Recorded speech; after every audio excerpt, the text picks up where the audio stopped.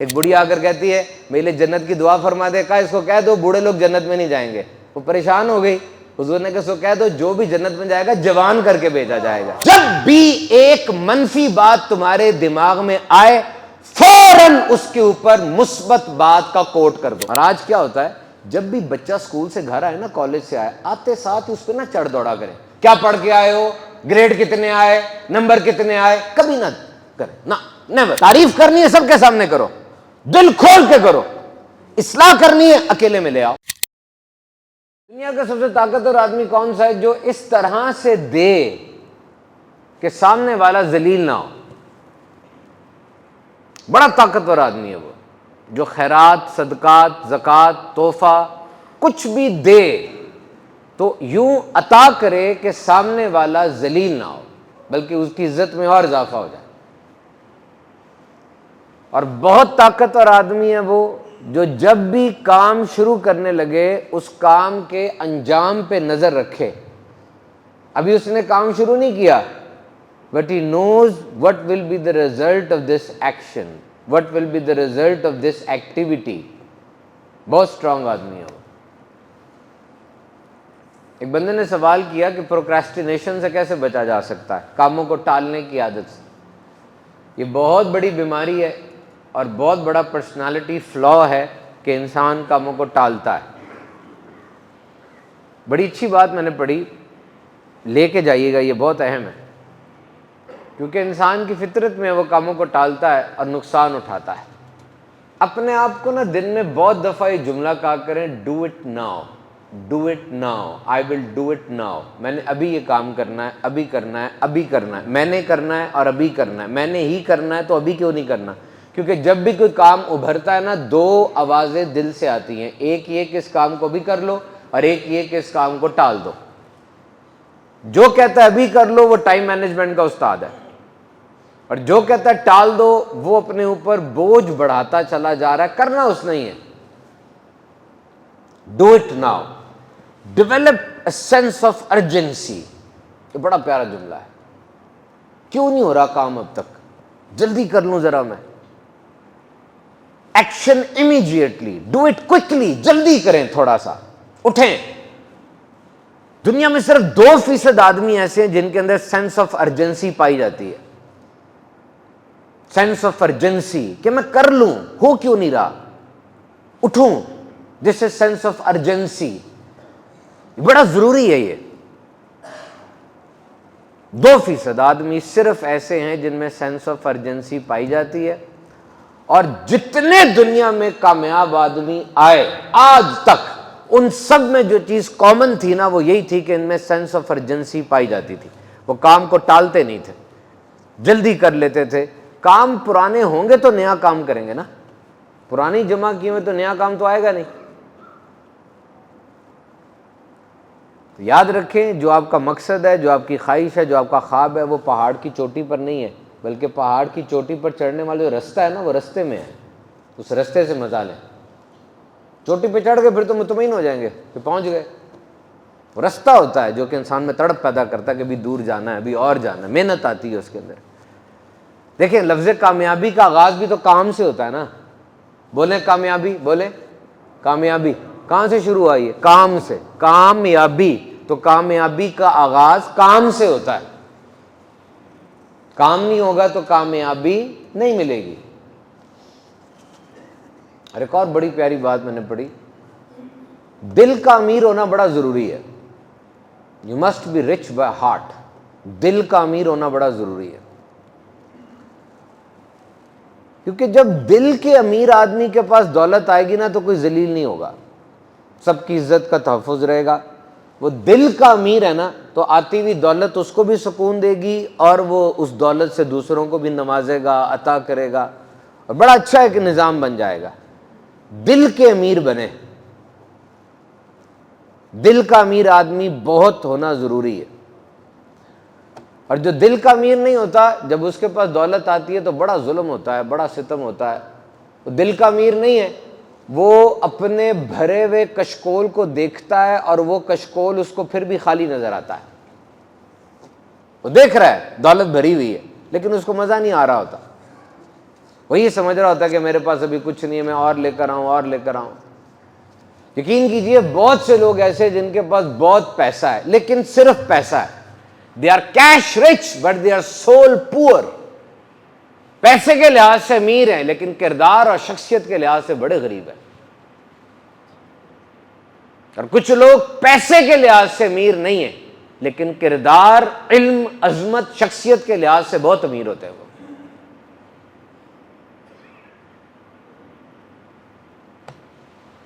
تو جب انسان کی ذات میں کھائی ہو نا، ہول ہو، خلا ہو، سوراخ ہو حسد کا، لالچ کا، تو ارب روپیہ بھی اس کو بھر نہیں سکتا۔ اس کے لیے اچھے لوگوں میں بیٹھیں، تربیت حاصل کریں تاکہ وہ خلا پر ہو اور آپ کی شخصیت مکمل ہو، لوگ آپ کو پہچانیں، اور سب سے بڑھ کر آپ کے جانے کے بعد آپ کو یاد اچھے طریقے سے کریں گے، یار یہ بندہ کوئی گیا ہے، پیسہ تھا تو نوازتا تھا، مسکراہٹ تھی تو بانٹتا تھا، ظرف تھا تو دکھاتا تھا، اٹھاتا تھا، گرتے ہوئوں کو سنبھالتا تھا، پورے محلے میں، پورے آفس میں، پورے اسکول میں، ہر جگہ پر لوگ کمی محسوس کریں کیونکہ تھا اور اب چلا گیا۔ شکر نہ کریں گے گیا، افسوس کریں، انہیں یاد آئیں آپ کی باتیں۔ میں پڑھ رہا تھا کہ ہمارے ذہنوں میں نا کنفیوژن آ جاتی ہے کبھی کبھار، ایموشنل انٹیلیجنس کا ہمارا ٹاپک تھا، اسی کو ہم کنٹینیو کر رہے ہیں۔ ہمارے ذہن میں نا کنفیوژن آ جاتی ہے، وی آر کنفیوز، ہم جھنجھلا جاتے ہیں، باتوں کو پکڑ نہیں پاتے۔ نبی پاک صلی اللہ علیہ وسلم صحابہ کے دور میں برات کا کوئی کانسیپٹ نہیں تھا ایسا۔ حضرت عبد الرحمن بن عوف آئے تو آپ کے کپڑوں پہ زرد رنگ کا نشان تھا۔ نبی پاک نے پوچھا یہ کس چیز کا نشان ہے؟ کہا جی میں نے شادی کی ہے۔ فرمایا ولیمہ ضرور کرو، بکری ذبح کر دو، ولیمہ کرو۔ آپ نے برات کا نہیں ارشاد فرمایا، ولیمے کا ارشاد فرمایا۔ ولیمہ از ویری امپورٹنٹ۔ تو آج جو برات نکل رہی ہے ساری، اس کو ناجائز کہہ دیں ہم؟ جائز ہے، بالکل ٹھیک ہے۔ لوگ لائٹنگ کرتے ہیں شادیوں پر، اگر آپ بہت زیادہ اسراف نہیں کر رہے، ڈومیننٹ ہونے کے لیے لائٹنگ کرتے ہیں۔ مجھ سے کسی نے پوچھا یہ شادی پر لائٹنگ کیوں کرتے ہیں گھر میں نے کہا پتہ چل جائے کہ شادی ہو رہی، کوئی فنکشن ہے۔ بی بی عائشہ صدیقہ رضی اللہ تعالیٰ عنہ فرماتی ہیں کہ ہمارا جو حجرہ تھا کھجور کی پتوں کی چھت تھی، مٹی کی زمین تھی، 3 بندے سو سکتے تھے، چوتھا بندے کے سونے کی جگہ نہیں تھی۔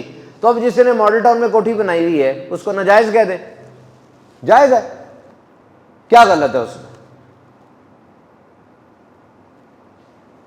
ولیمے پہ کوئی بندہ 100 دیگیں پکواتا ہے اور 100 دیگیں پکوا کے غریبوں کو کھلاتا ہے، محلے میں بانٹتا ہے، تو فرمایا سلام کو عام کرو، کھانا کھلاؤ، امن سے جنت میں داخل ہو جاؤ۔ کیا عرض ہے، اس کو اللہ نے دیا ہے۔ آپ کے سوچتے رہنے سے آپ کے پاس نہیں آ جانا ہے، وہ تو دے رہا ہے۔ کنفیوژن نہ پیدا کرے، کنفیوز نہ ہو۔ دین اسلام کے اندر نا بڑی وسعت ہے، ڈونٹ کنفیوز یور سیلف۔ اپنے پہ بوجھ ڈال لینا، قرضہ اٹھا لینا، وہ ایک اور چیپٹر ہے، لیکن لوگوں کے پاس ہوتا ہے وہ کرتے ہیں، کرنے دیں۔ اب دیکھیں نا، سیرت النبی کا سیمینار ہو رہا ہے، اشتہار لگ رہے ہیں، کیا صحابہ کے دور میں کبھی سیرت النبی سیمینار کے اشتہار لگے؟ کرنا کیا ہے؟ میلاد ہو رہا ہے، کرنا کیا ہے؟ ایک تلاوت ہوتی ہے جو قاری صاحب پڑھتے ہیں، قرآن پاک کی تلاوت ہوتی ہے، ایک نعت پڑھتے ہیں جو نبی پاک کی شان اور ان کی توصیف، ان کی تعریف میں ان کے خصائص کے اوپر کوئی کلام پڑھا جاتا ہے، پھر نبی پاک کی شان بیان ہوتی ہے، آپ کی سیرت کا بیان ہوتا ہے، اور بعد میں جو اللہ نے توفیق دی ہے وہ ہم کھانا تقسیم کر دیتے۔ کیا اس میں خرابی کیا ہے؟ ان سب چیزوں کو ملا لیا جائے تو کہاں خرابی آ رہی مجھے بتائیں۔ یاد رکھیے وَرَفَعْنَا لَكَ ذِكْرَكَ، رب تعالیٰ نے آپ کا ذکر بلند کر دیا۔ آپ کا ذکر کسی انسان کا محتاج نہیں ہے۔ کوئی آ کر آپ کی شان میں کتاب لکھے نہ لکھے، بیان کرے نہ کرے، نعت پڑھے نہ پڑھے، نبی پاک کا ذکر بلند ہوتا رہے گا۔ وہ کوئی مصنف لکھ کے بیان کر دے، مقرر تقریر کر کے بیان کر دے، نعت خواں نعت کی صورت میں بیان کر دے، یہ سب ڈیوائن میکینزم ہے۔ روح کی غذا ہوتی ہے نبی پاک کا ذکر، یاد رکھنا۔ قاضی اعظم مال کی کتاب ہے شفا، سینکڑوں سالوں سے بڑی مستند کتاب ہے نبی پاک کی ذات اقدس پہ۔ وہ لکھتے ہیں کہ رب نے فرمایا پیارے تیرا ذکر یوں بلند کیا کہ جہاں جہاں میرا ذکر ہوگا وہاں تیرا ذکر ہوگا۔ تیرا ذکر ایمان کی کاملیت کے لیے شرط قرار دیا گیا۔ غیر مسلم 1 کروڑ دفعہ لا الہ الا اللہ کہہ دے، مسلمان نہیں ہوگا۔ ایک دفعہ محمد الرسول اللہ کہہ دے، کروڑ دفعہ ذکر بھی قبول ہو جائے گا، وہ دار اسلام میں بھی داخل ہو جائے گا۔ نبی پاک کی شان ہے۔ فرمایا محبوب ان سے کہہ دو کہ جب اللہ کا فضل ملے، اللہ کی رحمت ملے تو خوشی مناؤ۔ یہ قرآن پڑھ رہا ہوں، قرآن پڑھ رہا ہوں، اللہ کا فضل ملے خوشی مناؤ، اللہ کی رحمت ملے خوشی مناؤ۔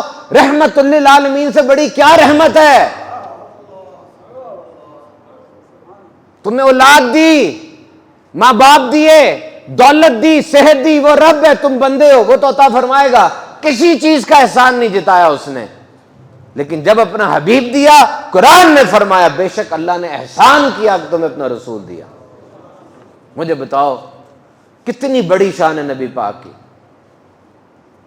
جب کوئی نبی پاک کی ادب اور تعظیم میں کمی کرتا ہے نا، معاذ اللہ، اگر وہ چاہے معاذ اللہ کہ نبی پاک کی ذات کو اسلام سے مائنس کرے، وہ ایسی بات کرے، سمجھ لو پورا اسلام گر گیا، پورا اسلام گر جائے گا۔ تبھی فرمایا کہ تم اس وقت تک کامل مومن نہیں ہو سکتے جب تک میں تمہیں تمہارے ماں باپ، اولاد اور سب سے زیادہ عزیز نہ ہو جاؤں۔ 3 conditions are there if you want pinnacle of belief, if you want to be a true believer, if you want to be beloved of Allah, if you want to be a true Muslim, 3 conditions, always remember these 3 conditions. 3 شرائط ہیں، یہ اگر آپ میں پائی جاتی ہیں، آپ ایمان، اب آپ کے اندر ایمان ہے، اب آپ کے اندر ایمان بہت اچھا ہے۔ نمبر 1، اللہ تعالی اور نبی پاک صلی اللہ علیہ وسلم تمام ماں سوا کے سب سے زیادہ عزیز ہو جائے۔ ماں سوا مطلب every belonging, everything, every matter, space and time, every micro macro, everything in this world, ان سے زیادہ تمہیں عزیز اللہ اور اس کے نبی ہو جائیں۔ نمبر 2، تمہاری جو دوستی ہے وہ اللہ کی رضا کے لیے ہو۔ اور نمبر 3، تم اسلام لانے کے بعد غیر مسلم ہونے میں اتنا ہی برا سمجھو جس طرح تم آگ میں گرائے جانے سے برا سمجھتے ہو۔ تو محبوب کا ذکر تو کثرت سے کیا جاتا ہے تو بڑی خوشی ہوتی کہ نہیں بتائیں، دنیا کا اصول نہیں ہے یہ، محبوب کا جب ذکر کیا جائے بڑی خوشی ہوتی۔ میں جب یہ چیپٹر پڑھ رہا تھا نا تو میری آنکھوں سے یہ جملہ گزرا کہ نبی پاک صلی اللہ علیہ وسلم کے ہاتھ جو تھے نا، دست مبارک، اس سے کستوری کی خوشبو آیا کرتی تھی۔ ایک دم سن کے خوشی ہوئی۔ You know what is Kasturi? Let's discuss the science of کستوری۔ کستوری مین مسک، یہ بھائی نے مجھے بھی تحفہ دیا مسک کا، مسک، کستوری مین مسک۔ مسک یہ جنت کا گارا اور مٹی مسک کی ہوگی۔ جنت میں نا کستوری کے پہاڑ ہوں گے۔ کستوری جو ہے نا یہ ہرن، میل نر ہرن کے پیڑ سے نکلتی ہے، اور یہ ڈیپینڈ کرتی ہے سیزن پر اور ہرن کی عمر پہ۔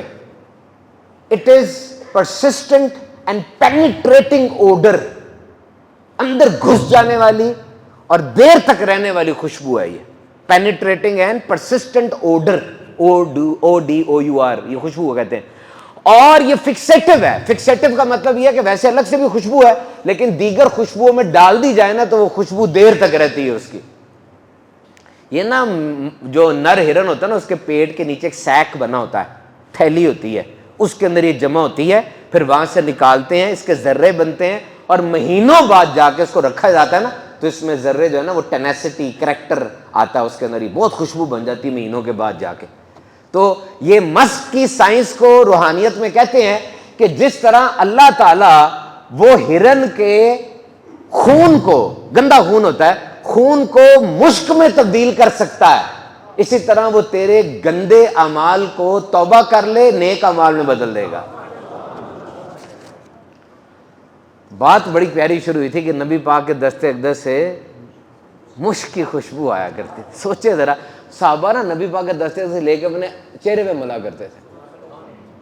وہ دست اقدس، وہ ہاتھ ہمارے بھی ہے، لیکن ان ہاتھوں میں تمام خزانوں کی کنجیاں تھیں، کونین کی رحمتیں بٹتی تھیں۔ اللہ نے ان ہاتھوں کو اپنا ہاتھ قرار دیا۔ یہ وہی ہاتھ ہیں جو اٹھے، سورج پھر گیا، چاند 2 ٹکڑے ہو گیا۔ حضرت قتادہ بن نعمان، آپ کے ابو کا نعمان تھا اور آپ کا نام قتادہ تھا، احد میں آپ کی آنکھ کا ڈیلا بہ گیا نیچے، آئے یا رسول اللہ آنکھ گر گئی ہے، کچھ کریں۔ نبی پاک نے فرمایا ایک طریقہ تو یہ ایسے ہی رہنے دیتے ہیں، تو صبر کر لے، تیرے لیے جنت ہے۔ دوسرا یہ کہ میں دعا کر دیتا ہوں کہا یا رسول اللہ ایک عورت ہے میری، اس کی وہ ہو سکتا ہے مجھے اس حالت میں نا پسند نہ کرے، اب آنکھ بھی لٹا دے اور جنت بھی دے دے۔ نبی پاک نے کہا بہت اچھا، آپ نے ہاتھ پہ وہاں آنکھ رکھی، وہ آنکھ وہاں جڑ گئی اور وہ آنکھ پہلے سے زیادہ خوشبودار اور بہتر ہو گئی۔ کیوں؟ کیا تو رب نے نا، نبی پاک تو وسیلہ بنے اور بہترین وسیلہ بنے، لیکن کیا تو رب نے۔ آنکھ خوشبودار کیوں کی؟ کہ میرے محبوب کی پرفیکشن پہ کوئی نام نہ آئے۔ اب میرے محبوب نے لگائی ہے نا، اب پرفیکشن رہے ذرا۔ اب ان کے بیٹے تھے، ان کا نام نعمان بن قتادہ تھا، یعنی ان کا نام اپنے دادا کے نام پہ تھا۔ وہ حضرت عمر بن عبدالعزیز کے دربار میں آئے، خلیفۃ المسلمین نے پوچھا بھی کون ہو تم؟ کہا میں وہ ہوں جس کے باپ کی آنکھ بہہ گئی تھی اور نبی پاک نے لگائی تھی۔ کیا ہی اچھی تھی وہ آنکھ اور کیا ہی اچھا تھا وہ ہاتھ۔ کیسا دست اقدس ہے، سوچئے ذرا نبی پاک کی کیسی شان ہے، کیسی شان ہے۔ حضرت فضالہ کہتے ہیں کہ میں بیٹھا ہوا تھا، ابھی اسلام قبول نہیں کیا تھا، تو حضور طواف فرما رہے تھے۔ میں نے سوچا فتح مکہ کے 1 سال بعد بیت اللہ کا طواف فرما رہے تھے، تو میں نے سوچا یہ موقع اچھا حضور کو نقصان پہنچانے کا، معاذ اللہ قتل کا لفظ لکھا ہوا ہے یہاں پہ، نقصان پہنچانے کا موقع بڑا اچھا ہے۔ تو جب نبی پاک گزرے حضور رک گئے، حضور نے پوچھا کون ہے؟ فضالہ ہے جی۔ کہ تو دل میں کیا سوچ رہا ہے؟ تو دل میں کیا سوچ رہا ہے؟ کہ میں اللہ کا ذکر کر رہا ہوں۔ کہ اللہ سے مغفرت مانگ، ادھر آ۔ سینے اقدس پہ، سینے پہ اپنا ہاتھ رکھا، دست اقدس رکھا۔ وہ کہتے ہیں وہ جہاں بغض کے، کدورت کے گندے اندھیرے تھے، وہاں پہ محبت کا گلشن آباد ہو گیا۔ اب نبی پاک کے چہرے اقدس سے مجھے دنیا میں کوئی چیز محبوب نہیں تھی اس وقت جب میں نبی پاک کو دیکھ رہا تھا۔ یعنی حضرت فضالہ تھوڑی سی چلاکیاں کرنا چاہ رہے تھے، بارگاہ دیکھو وہاں چلاکی ہو سکتی ہے۔ بخاری کی حدیث ہے، I am quoting a hadith from Bukhari, the most credible book after Quran۔ فرمایا میں تمہارا پیش رو ہوں، میں تمہارا گواہ ہوں، میں ابھی کھڑا اپنے حوض کو دیکھ رہا ہوں، ابھی یہاں کھڑا اپنے حوض کو دیکھ رہا ہوں، اور زمین کے سارے خزانوں کی کنجی اللہ نے مجھے عطا فرما دی۔ اور کیوں نہ عطا فرمائے؟ جب اپنا حبیب کہہ کر بھیجا، جب سارے نبیوں کا امام کہہ کر بھیجا، تو کیوں اتھارٹی نہ ہو؟ کیسے اتھارٹی نہ ہو؟ اتھارٹی ہے۔ فرمایا اللہ نے میرے، یہ مسلم کی حدیث ہے، اللہ نے میرے لیے زمین کو سمیٹ دیا، میں نے مشرق بھی دیکھے، میں نے مغرب بھی دیکھے، اور میری سلطنت مجھے دکھا دی گئی۔ اس سے بڑی کیا شان ہوگی مجھے بتائیے؟ بہت بڑی شان ہے نبی پاک کی۔ اور ایموشنل انٹیلیجنس کی میں نے آپ کو بات کی تھی، نبی پاک سے بڑھ کر ایموشنلی انٹیلیجنٹ، ایموشنز کو مینج کرنے والا، ایموشنل ہیرارکی کو سیدھا کرنے والا کون ہوگا؟ نبی پاک کی حدیث میں نے آپ کو سنائی تھی کہ آپ ایک جگہ سے گزرے، پہلوان لڑ رہے تھے، کسی نے کہا جی پہلوان بڑا سٹرونگ ہے، نبی پاک نے فرمایا کہ میں تمہیں اس سے بھی مضبوط آدمی کا نہ بتاؤں؟ سنو، وہ بندہ جو اپنے غصے کو پچھاڑ دے، اس نے 3 دشمنوں کو شکست دی، اپنے غصے کو، اپنے شیطان کو، اور سامنے والے شیطان کو، جو سامنے والا بندہ آ کے غصہ دلا رہا تھا۔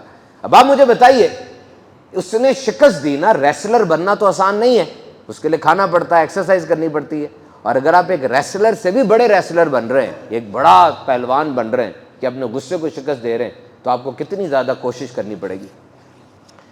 بخاری شریف کی حدیث ہے، 2 آدمی گالم گلوچ کر رہے تھے، غصہ آ گیا، رگیں پھول گئیں، نبی پاک نے فرمایا میں ایک ایسا کلمہ جانتا ہوں کہ اگر یہ کلمہ بول دے اس کا غصہ رفع ہو جائے گا۔ صحابہ نے عرض کیا یا رسول اللہ کیا کلمہ ہے؟ حضور نے فرمایا اعوذ باللہ من الشیطان الرجیم، یہ پڑھ لے گا اس کا غصہ رفع ہو جائے گا۔ Emotional intelligent, this is very important. رک جاؤ، رک جاؤ، ایک دم رک جاؤ، خاموش ہو جاؤ، خاموش ہو جاؤ، یہ بڑا ضروری ہے۔ یہ بات یاد رکھنا، رکنا نہ پاز کرنا، یہ بڑا ضروری ہے۔ آنیسٹی مسٹ بی آنیسٹ، سچائی سچی ہونی چاہیے، لیکن تھوڑا سا نا وقت ہوتا ہے بولنے کا، ہر وقت نہ بولے۔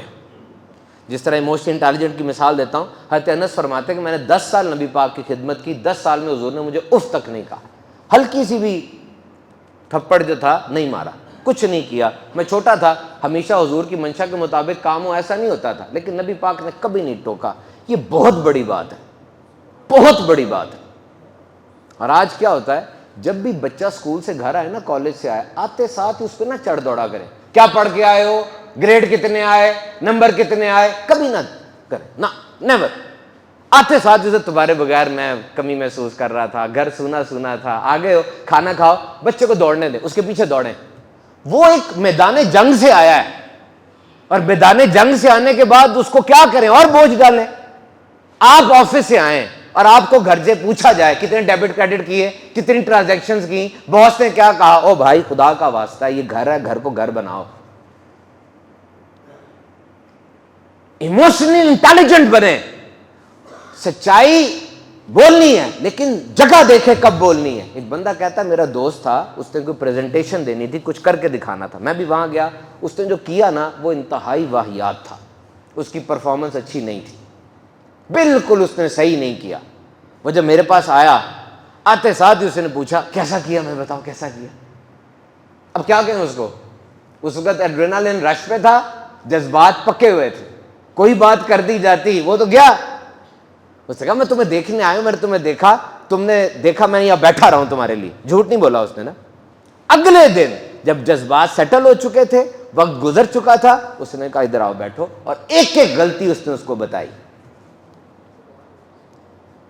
غور کیا آپ نے, تعریف کرنی ہے سب کے سامنے کرو, دل کھول کے کرو, اصلاح کرنی ہے اکیلے میں لے آؤ, اب سب کے سامنے نہ کرو.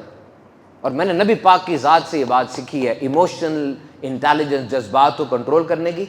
جب بھی ایک منفی بات تمہارے دماغ میں آئے, فوراً اس کے اوپر مثبت بات کا کوٹ کر دو. ایک منفی بات آئی, فوراً ایک مثبت بات لے آؤ. نبی پاک مسجد میں گئے, ایک بندہ رو رہا تھا, کیا ہوا, قرضہ. حضور نے اس کو وظیفہ بتایا فوراً کہ یہ وظیفہ پڑھو تمہارا قرضہ دور ہو جائے گا. فوراً منفی مثبت, منفی. حضور نے فرمایا تحفہ دیا کرو, تحفہ دو گے مثبت بات آ جائے گی, اس کے اوپر کوٹنگ ہو جائے گی. جیسے ہی آپ کے ذہن میں ایک منفی بات ہوتی ہے نا, آپ نوٹ کریں ماضی کے سارے منفی آ جاتے ہیں, ادھر ادھر کے بھی منفی آ جاتے ہیں. بات اتنی سی ہوتی ہے پہاڑ بن جاتی ہے اور آپ سر پکڑ کے بیٹھ جاتے ہیں. Always try to be positive, فوراً پازیٹیو ہو جاؤ. اللہ تعالیٰ سے مدد مانگو, اللہ تعالیٰ سے مدد مانگا کرو, اور یہ سوچا کرو کہ کس طریقے سے اس کو کور کرنا ہے. اور یہاں پہ مسکراہٹ کا ایموشنل مینجمنٹ میں بہت زیادہ کردار ہے. نبی پاک صلی اللہ علیہ وسلم کی مسکراہٹ ایسی تھی کہ مردہ دلوں کے اندر روشنی آ جایا کرتی. حضرت جریر فرماتے میں نے نبی پاک کی زیارت پہلی دفعہ کی نا, مسکرا رہے تھے. میں 10 سال تک زیارت کرتا رہا, اور حضور کے وصال سے چند دن پہلے بھی میں نے زیارت کی, جب بھی زیارت کی مسکرا رہے تھے. اتنی مسکراہٹ, اتنا کشادہ, اتنا چمکدار چہرہ. جب حضور ہلکا سا مسکراتے نا, سمجھ لو غمزدہ لوگوں کے چہروں پر بھی مسکراہٹ آ جاتی تھی. آپ کے ہونٹ نا سرخی مائل تھے اور بہت خوبصورت تھے. آپ کے دندان مبارک روشن تھے, تاباں تھے, کشادہ تھے, اور جب آپ مسکراتے ایسا لگتا دندان سے نور نکل رہا ہوتا. دیواریں بھی مسکرانا شروع کر دیتی تھی ساتھ ساتھ. نبی پاک کا مسکرانا وہ مسکرانا ہوتا, اور مطلب کہکا نہیں ہوتا تھا, تبسم ہوتا, مسکرانا ہوتا. اور آپ نے جب بھی آپ مسکرائے, آپ نے معاذ اللہ کسی قسم کی تفریح میں غلط بات کا شبہ نہیں تھا. صحابی آپ کی باتوں کو لکھ لیا کرتے, تو ایک دفعہ لکھنا چھوڑ دیا. حضور نے فرمایا لکھنا کیوں چھوڑا؟ کہا حضور آپ خوش طبعی بھی فرماتے ہیں, مزاح بھی فرماتے ہیں. کہا اس زبان سے جو نکلتا ہے وہ حق اور وہ سچ ہی نکلتا ہے. ایک دفعہ کسی نے آ کر پوچھا یا رسول اللہ مجھے سواری کے لیے جانور چاہیے, اونٹ چاہیے. حضور نے کہا میں تجھے اونٹ کا بچہ دوں گا. کہا حضور میں اونٹ کا بچہ لے کے کیا کروں گا؟ کہا ہر اونٹ کا بچہ ہی ہوتا ہے. سچ ہے لیکن مزاح بھی ہو گیا. حضرت انس کو فرمایا 2 کان والے ہی سارے ہوتے. ایک بڑھی آ کر کہتی ہے میرے لیے جنت کی دعا فرما دے. کہا اس کو کہہ دو بوڑھے لوگ جنت میں نہیں جائیں گے. وہ پریشان ہو گئی. حضور نے کہا اس کو کہہ دو جو بھی جنت میں جائے گا جوان کر کے بھیجا جائے گا. ایک ظاہر تھے صحابی, وہ دیہات سے آتے, سادہ سے صحابی تھے, شکل و صورت بھی ایسی تھی. تو وہ آتے تو نبی پاک کے لیے کچھ تحائف لے کر آتے. نبی پاک شہر سے ان کو کچھ تحفے دے دیا کرتے تھے, اور کہتے ظاہر ہمارا دیہات ہے, ہم اس کے شہر ہیں. ایک دن وہ بازار میں کھڑے ہوئے کچھ چیزیں بیچ رہے تھے, نبی پاک پیچھے سے تشریف لائے. وہ کسی نہیں کہتے گاؤں میں کولی بھر لینا, آنکھوں پہ ہاتھ رکھ لینا. نبی پاک نے پیچھے سے آ کے اپنے دستے 1-10 آنکھوں پہ رکھ لیے. وہ ایک دم کہتے کون ہے, لیکن جب وہ خوشبو اور وہ ہاتھوں کی ملائمت آئی تو پتہ چلا میں کیسے نوازا جا رہا ہوں. اپنی پیٹھ حضور کی چھاتی مبارک سے اور لگا دی کہ یہ اب جہنم کی آگ سے آزاد ہو جائے. حضور نے فرمایا کون اس غلام کو خریدے گا, کون خریدے گا؟ کہا حضور میرا اتنا مول نہیں ہے, میں اتنا قیمتی نہیں ہوں. سرکار نے فرمایا اللہ اور اس کے رسول کے نزدیک تو بڑا قیمتی ہے. ہائے ہائے ہائے. ایک صحابی رات کو نکلے, غزوہ ہو رہا تھا, عورتیں بیٹھ کے بات کر رہی تھیں. حضور وہ صحابی چلے گئے, عورتوں کے سائڈ پہ بیٹھ کے بات سننے لگے. نبی پاک کی آمد ہوگی. نبی پاک نے کہا کیا کر رہے ہو؟